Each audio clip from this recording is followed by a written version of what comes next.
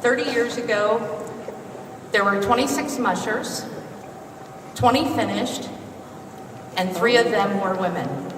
The 30-year race, 26 mushers, 20 finished, and 3 of them were women.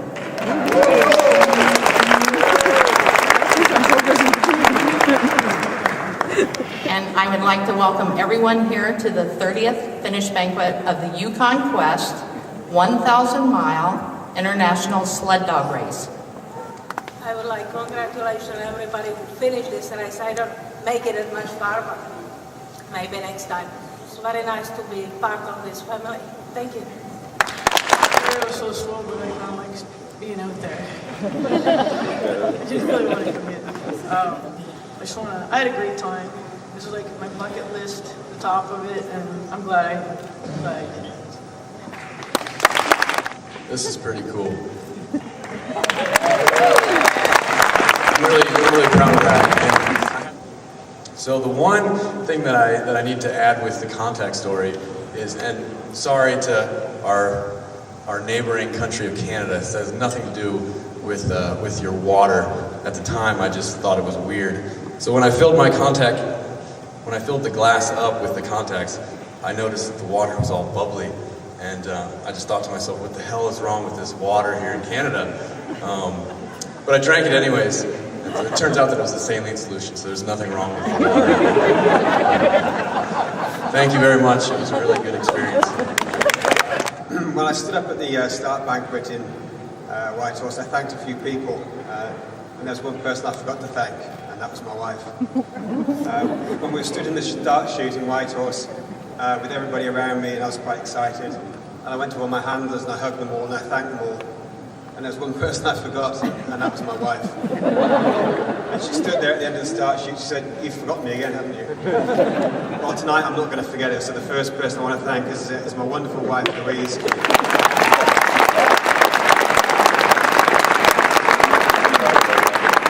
She's followed me across the world for the last 9 years while we've been pursuing the Yukon Quest.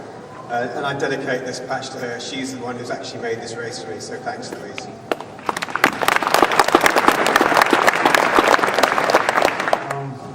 That was an amazing time out there. It always is on the Quest. Yeah, getting to know some of these faces out here that are here every year.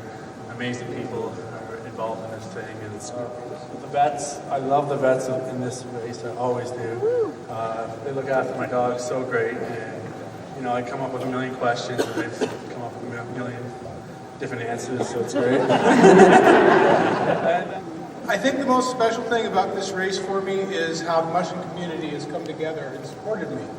And I guess the story I want to tell is it first started off kind of, it was scary for all of us, and it happened in Circle. And when I got into Circle, a dog named Norway was not doing well. And the vets right away, Marcus and Nina, and I had gotten to know Marcus quite well on this race, and I knew Nina from other dog races, totally took over and took care of Norway. And the interesting thing about it is I got Norway from Michelle Phillips.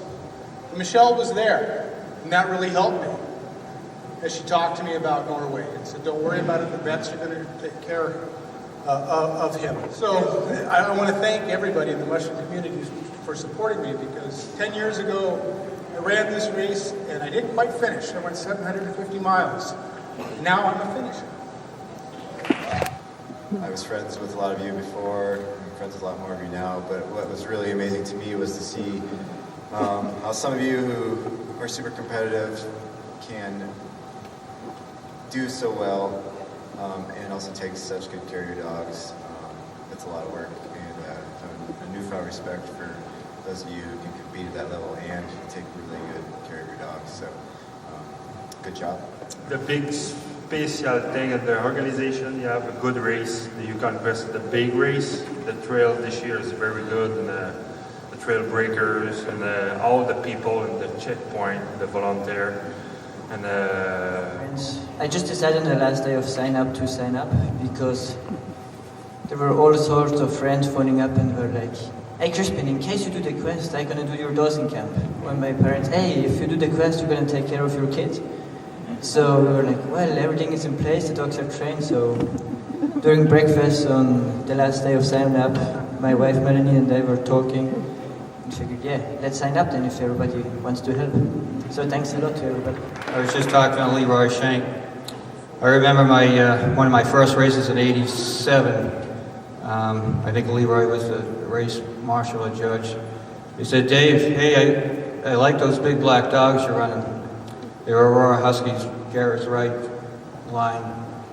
And Dave, you always have a smile on your face when you're running those dogs. I still have that smile every year since then. Job to do this year because I pretty much jumped on an already trained up team that I didn't have anything to do with at the beginning of the year. So my old deal was just to try and get as many dogs to the finish line as possible, and I thought 12 was a pretty good number. So I'd like to thank my dogs, Michelle, for training and Anyway, I just wanted to say that, living in the Yukon for 20 years, I've long been aware of the Yukon Quest, and it was always a mysterious journey to me, like a curtain that a team and mushers went through, and I wasn't sure what happened next. You just kind of see them at checkpoints, and it was, it's also a personal journey, and it was really cool to be out there and actually be behind that curtain. It's, I guess you could say it's a lonely race. It's not a race where you see a lot of people. You're by yourself a lot, and I'm glad of that, actually. It's a long journey punctuated by lights and people and sped up action and checkpoints, but you cruise through those checkpoints fairly unaffected by the short stay. But that said, there really is true joy in approaching each checkpoint, the big busy ones and the little ones alike. And Eagle Summit had my team crouching down as the trail got steeper and steeper and almost turned into a vertical wall. And you're thinking, oh, something's going to give. And they just crouched down and clawed in and just kept going. And when we got to the top, they didn't look back looking for applause or a thank you or a break. They just kept on trotting and going fast and pulling hard. And I thought, I'm never going to forget any of you. And I saw their different colors and the pairs of them. And finally, I actually did stop the team and went up to each and every one of them. And they're just panting, looking at me like, why are we stopping? And I'm like, you guys are so amazing. Anyway, as they continued to trot on for 101, I remembered all the dogs in our yard who've been like these dogs in their prime, conquering the trail. Many are now gone. They grow old, and very quickly their heroic lives are over. And it's true, like life is good. That was what came to me after Eagle Summit. I was like,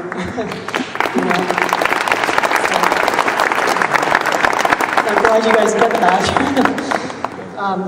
So anyway, I was very glad we were alone up there, and I was in no hurry to get anywhere, but next thing we knew, we were in 101.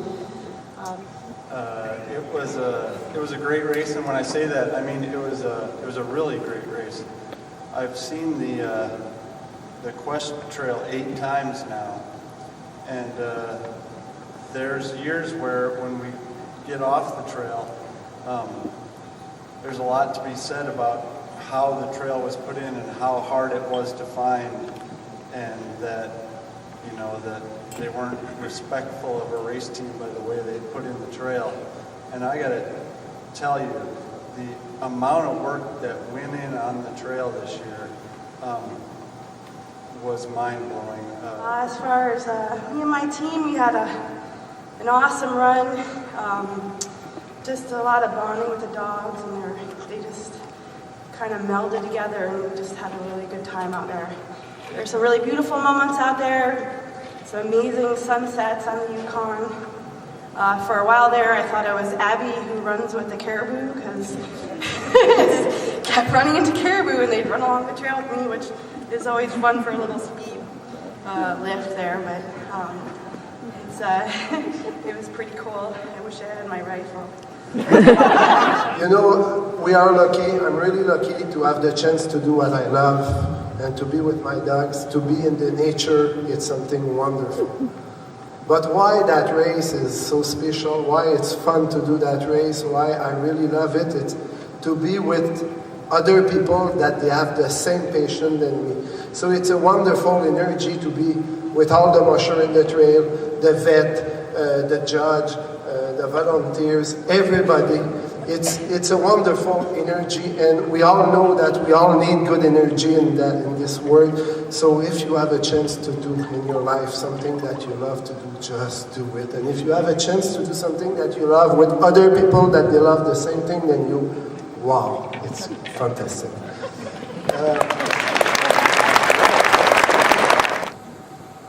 Well, if somebody told me 2 years ago that I would be standing here as a finisher, I don't think I would have believed them, because I hadn't yet been standing on the sled. We had an awesome time out there on the trail. First, I want to congratulate Alan Moore on a great victory. Seems like not too long ago, Alan, that you were running your rookie race, and I did it ride when we were traveling together and having quite a few laughs. I remember one in particular up in Koyak. Mike William was running around without any clothes on, and we were begging him to put some clothes back on. So it's pretty cool to see you up here, man, and see you in a victory. This race was a tough one. It had a lot of tragedy and triumph, and it feels good to be standing here at the finish this year. What got us through this race were a lot of people, the vets and the race officials, the Yukon Quest family, as everyone keeps talking about, really pulled together for Apex Kennels here, and there's nothing we can say or do to let you know just how special all your well wishes and work and help throughout these last 2 weeks meant to us. Dreams come true. If you got something you want to do out there, go do it. Because I'm living my dream and I love every minute of it. And it's because of all you guys helping me out that I get to be here today. So thanks for everything. And the last thing I have to thank is my dogs, of course. They were amazing. And I can't wait to get back out on the trail next year. Actually, in 2 weeks, I get to go do it again in that Iditarod. So I'm going to bring the same team. And I want to bring a special shout out to my dogs, Celia and Sound. 2-year-olds that Kyla trained last year and they finished with her. Those 2 little girls led the entire race this year. Never looked back. We're driving hard the whole way. So there's a bright future for Wild Free. Stay tuned. It's going to be real hard to get me in this race. I'll be back next year and years to come. Thank you very much. The second time I knew I was in trouble was in Carmex, because Alan and I were parked at the same spots as we were last year. And I'm not sure which leader it was, but his leader looks at me.